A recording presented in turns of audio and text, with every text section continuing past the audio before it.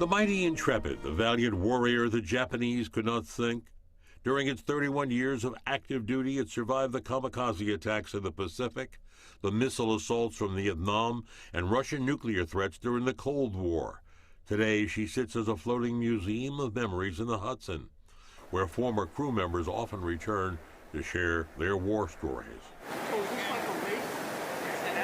A group of veterans from the Vietnam and Cold War era joined me for a look back and to share their thoughts at a time the nation pays tribute to its war heroes. It is nice that the country now appreciates the men who pay the price for our liberties. But it was quite different when 18-year-old Charles Wadaka and 22-year-old shipmate Jerry Viola returned from their service in Vietnam more than 50 years ago, victims of the nation's anti-war sentiment. American people were spitting at us and calling us all kinds of names. When we got off that ship and the officer said, make sure you get out of that uniform because you're not going to be welcomed, that just disgusted me.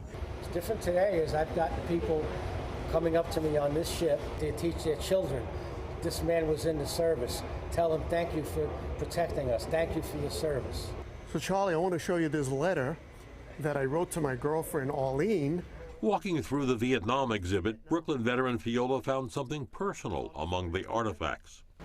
This is the letter here. That's the letter to my girlfriend. And I didn't let her get away. I married her about a year and a half after we got back from there.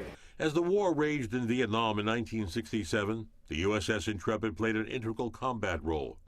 Time has passed them by, but not the memory of a then 22-year-old third-class petty officer who was flying aboard a Sky Raider aircraft high above North Vietnam. And I see the missile come off the rails, and it flew right by us by about 100 yards. And it scared the heck out of me because that thing was going much faster than we could fly. But the pilot did this maneuver, it missed us. Combat can have a dramatic impact on teenagers being transformed into warriors.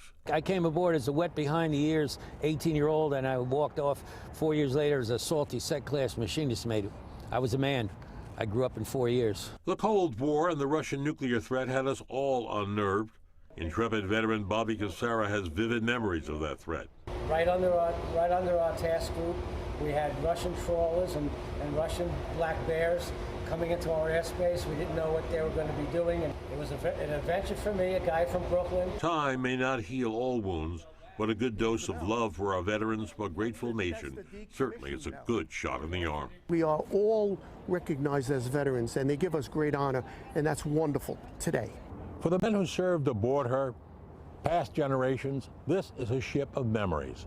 For future generations, this is a floating monument, a museum rich in lessons in war at time of peace.